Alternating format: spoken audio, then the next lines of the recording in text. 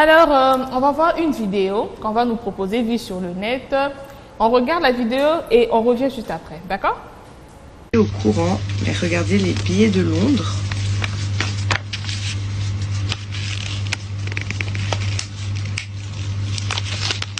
Indéchirable. On va essayer de pour voir si ça, vous voyez ou pas? Ça s'est arraché. On arrête. Voilà, ce n'est pas comme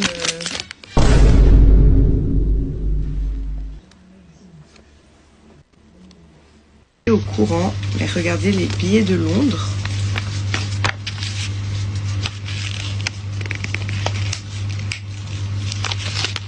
Indéchirable. on va essayer de pour voir si ça, vous voyez ou pas? Ça s'est arraché. On arrête. Voilà, ce n'est pas comme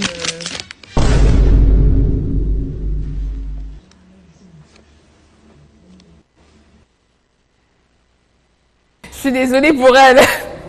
Tout n'est pas à imiter, voilà. On a dit tout au début aussi, l'homme est la créature qui ne veut pas rester à sa place, qui ne veut pas accepter sa nature. Pourquoi comparer? Mais on a vu que les billets de Londres, de l'Angleterre, les pentes, comme on l'appelle, et c'est fabriqué avec des matériaux durables tels que la polymère plutôt que du papier. Voilà, on dit que les billets durables sont souvent fabriqués à partir de polymère plutôt que du papier. Et le polymère est résistant à l'usure, à l'eau, à la saleté, et ce qui prolonge la durée de vie de billets. Et on voit aussi que l'effet que les billets soient fabriqués avec du polymère sont beaucoup plus écologiques, car ils durent plus longtemps, ce qui réduit la fréquence de production et des déchets. De plus, ils sont souvent recyclables à la fin de leur cycle de vie. Malheureusement, ce n'est pas le cas avec l'euro. Moi, je ne veux pas m'hasarder à faire ça avec un $100, hein? Non. Je ne veux pas regretter comme la personne qu'on a vue lors de la vidéo là. Elle était choquée, hein? Oh, la pauvre. Bon, on va imiter, nous aussi, ici en RDC, pourquoi pas imiter la manière de fabriquer avec les matériaux de billets de Londres, de l'Angleterre, les pentes. Pourquoi pas? Ça sera aussi une bonne chose au lieu que tu vas acheter quelque chose dans une boutique ou un endroit quelconque, on te dit non, maman, changez biso dans le billet, oh, eza bien tesé, toboka, ezongi boy, katanye sali boy, esili. Esili, bah, écrit ici le roi bakar des lecteurs nabiso. Bon, c'est grave, je passe. On passe à la vidéo suivante.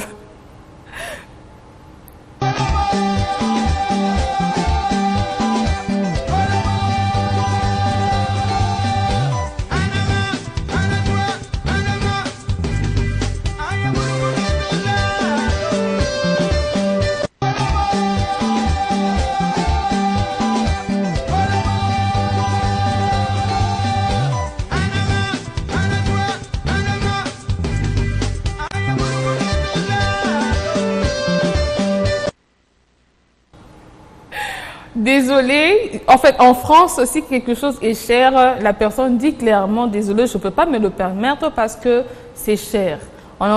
Pour les anglophones, ils diront que c'est expensive.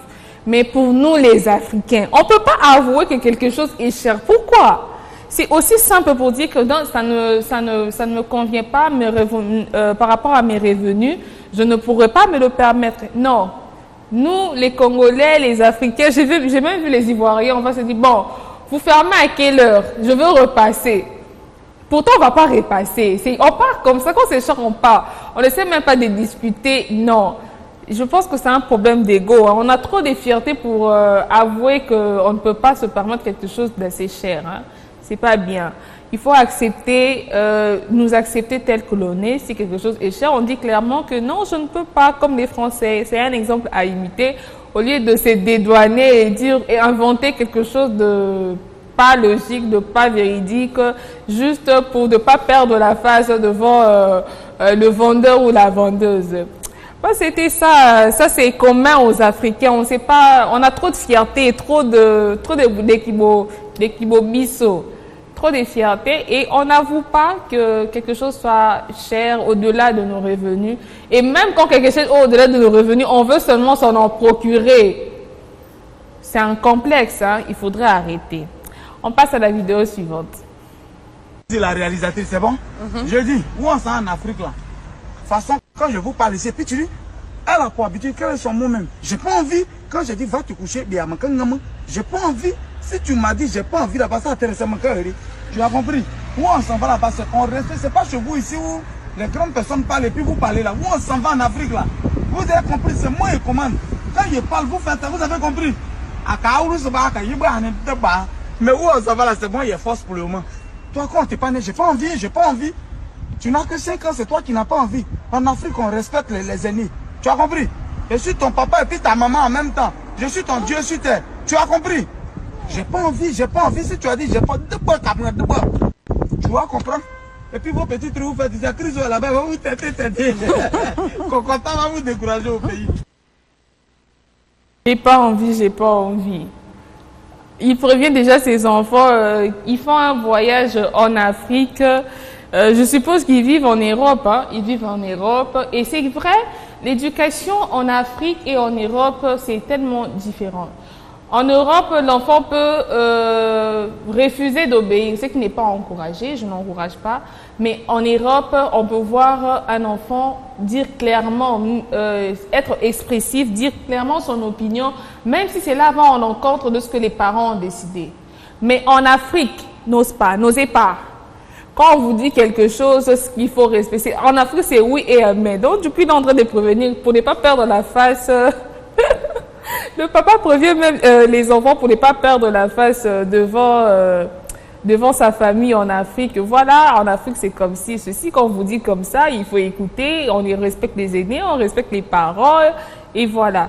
L'éducation, on a des valeurs, on a notre culture africaine, des valeurs, ce qui fait notre richesse même, et qui est totalement différente avec les valeurs de l'Occident, soit de l'Orient. Ce n'est pas pareil. C'est pourquoi aujourd'hui, ceux qui essayent d'adopter la manière de faire de l'Occident ou de l'Orient, tout en se retrouvant en Afrique, ça pose problème.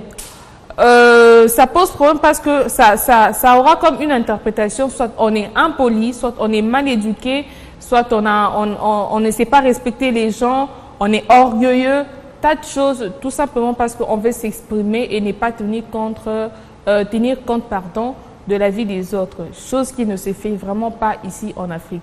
C'est vrai que il y a certaines personnes qui arrivent vraiment à intégrer les valeurs, la manière de faire, l'éducation de l'Occident ici en Afrique, mais ce n'est pas toujours évident parce que on a des parents qui sont des conservateurs qui sont ancrés dans leurs valeurs africaines et de surcroît, nous sommes dans un système patriarcal. Donc, ce n'est pas vraiment évident.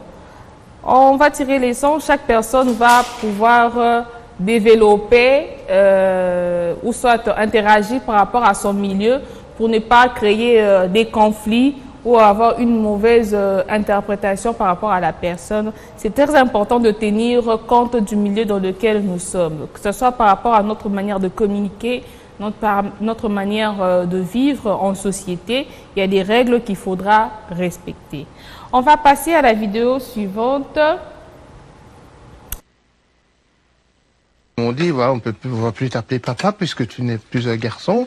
Est-ce qu'on peut t'appeler maman? Alors là, tout de suite, je dis non, c'est hors de question. Maman, ça reste maman. Et je ne veux pas qu'on m'appelle maman parce que c'est sa place et que je ne serai jamais maman. Donc, il faut choisir autre chose. Et alors, Kaeline a proposé Mapa.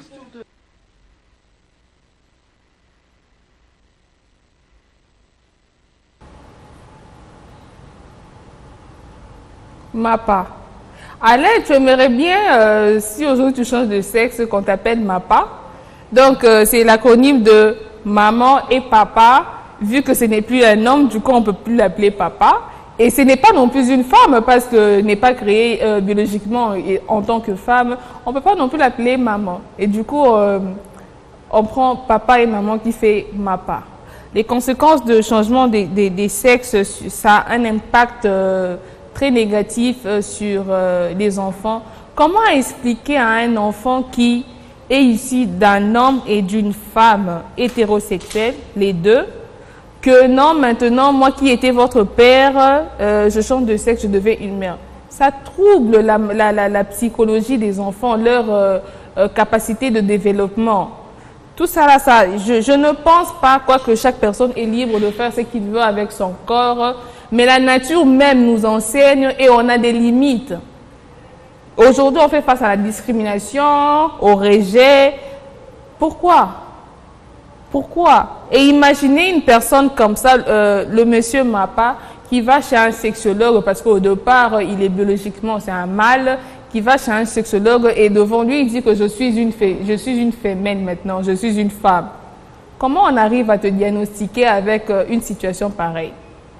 Comment le sexologue fait face à ça? Parce que génétiquement, tu es un homme et tu vas changer de sexe, faire la chirurgie, et maintenant tu dis que tu deviens une femme. Est-ce que les hormones vont de pair? Tout ça, c'est compliqué. Tout ça, c'est très, très, très compliqué. Il va falloir revoir. Et ce sont des choses qui ne sont pas admissibles ici en Afrique. En Occident, ça peut passer, mais ici en Afrique, c'est très, très compliqué. Je ne sais pas voir, moi, mon père devenir mère. Comment je fais? Comment on te considère? Voilà pourquoi il y a des pays ici en Afrique qui sont vraiment contre ces pratiques de transgenre, d'homosexualité, tout ça en fait. On dira que c'est le développement du monde, à chacun son avis, on va respecter le point de vue de tout et chacun. Vous êtes libre de faire ce que vous voulez de votre corps. Les conséquences, assumez-le. Ok, c'était tout pour cette rubrique.